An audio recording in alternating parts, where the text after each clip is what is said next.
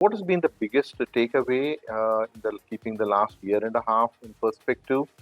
At Henkel, we strongly believe in care, and let me expand on it. The caring part is very much starts right from the Henkel family, management board, and everybody is pretty much we practice this day in and day out. And care also stands for an abbreviation which I want to expand, starting from the way you want to run with empathy with people and families, which is the E part, and doing that in a very collaborative manner, both internally and externally. And you do this with agility, which is the A part, and you do get a very strong result at the end of the day for your own people and organization and to the customers. So the biggest takeaway, if I have to reinforce from Henkel, is how much of caring attitude your organization and people have, and this makes all the difference in ensuring a very winning organization and a sustainable organization. The leadership, from my perspective, has only become even more stronger. What I mean by evolved is the foundations have always been largely the same, whether it is coming under from the people side or the performance side. But most important is with the changing times, it is important that the leadership has been able to understand, and you are making those personal changes, suiting to the needs of the organization, people, and things like that. My biggest takeaway from the past year has been the power of manpower. The resilience and the grit that I have seen in the teachers and the staff members has led me to believe that any adversity can be faced if we put our heart and soul to it. Hence, future is going to be full of challenges and we need to gear up for it. We have to be strong, live consciously, and take care of our health as a priority in life. If that is one thing we take care of, a lot of problems can be avoided. Conscious living and less wasting is another huge insight as well. Let the earth heal, let it repair. Let's make way for nature to sustain us rather than the other way around. And finally, let's have gratitude for being alive to see the next day and to live in this moment. The pandemic has created a situation across the world which none of us has ever seen in our lives. It has affected every individual, every country, every economy, and most of all, it has destroyed economies and destroyed plans. What has happened is that it has not only destroyed workplaces, but most of all, it has destroyed notions. The leaders who have come out of this or who attempt to come out of this are the ones who have been able to create new ideas, new technologies, new mantras, new growth, and have created opportunities out of this pandemic. And those are the leaders whose companies have survived. They are the leaders who have not just looked to survive, but they are the ones who have looked to grow.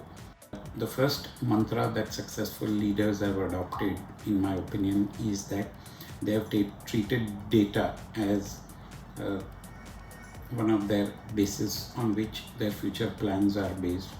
The second mantra that leaders have adopted is they have invested in technology to outperform others. And the third is that they have motivated, they have trained, and they have got their people to outperform others. That means though most of the people have been working remotely, but they have been able to get their efficiencies and their communications up so that the companies have been able to outperform, and companies have been able to do far better in the pandemic times than perhaps even what they were doing in normal times. What humanity is experiencing is not only a health crisis, it is a spiritual crisis. We are going through a very momentous phase in history, whether we want to ensure our own future or the future of our planet. We have to make a choice. You need to choose between anger and peace, between division and connection, between separation and oneness. And on your choice rests your future. It is to brace with this unpredictability that every organization should embrace spirituality and a culture of meditation.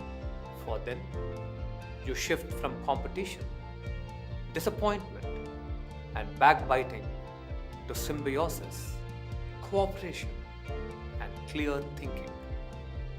Then this very crisis will turn into a welcome opportunity. Instead of hurtling along a preset path, every organization and business must inquire into why you are doing what you are doing. The three pillars of growth of any nation are public sector, private sector, and entrepreneurs. They may look different.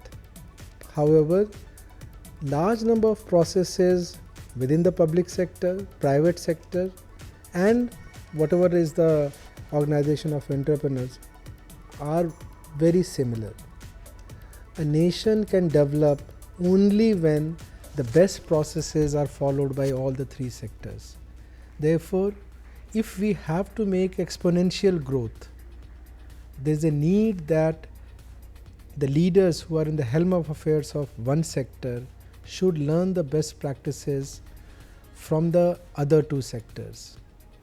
The leaders who are in public sector should have respect for the processes which are being put in place by the leaders in private sector, by the entrepreneurs, and vice versa. We have a very special guest joining us this evening to do the honors, to do the felicitations. A renowned actor in the Indian film industry. In fact, when we look back at some of the iconic roles that he's played, it's definitely won our hearts, not just us, the audiences across the globe. So we have none other than Sharman Joshi joining us, ladies and gentlemen, this evening. So can we have a thunderous round of applause for the amazing Sharman Joshi? We're so excited to have you here this evening, indeed. So happy indeed. So ladies and gentlemen, can we have a huge round of applause as I please invite on stage Mr. Juzer Khurakiwala, Chairman and Managing Director, Biostat India Limited, President, IMC Chamber of Commerce and Industry. Can we have a huge round of applause there for the pioneering leader that he is, to please welcome Mr. Khurakiwala.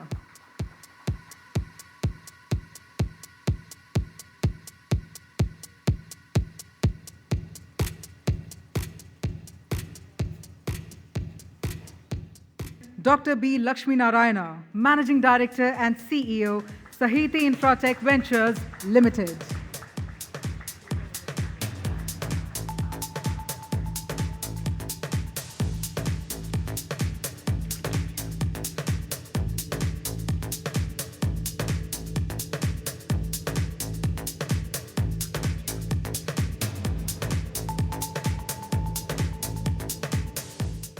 So let's also quickly move on to honoring Harish Kohli, President and Managing Director, Acer India.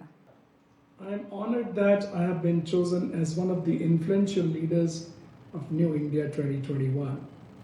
I would like to thank the organizers for this recognition upon me for the impact Acer had in technology space and how we were able to help contribute for a new India with our products, solutions, and community efforts. So thank you so much, and on behalf of Team Marksman, I'm Kavya R. Chavali. I'm going to thank you all once again. I'm going to wish you all a great weekend ahead, and we do hope to see you all again in person like this. But until then, enjoy and see you all really soon. Thank you so much again.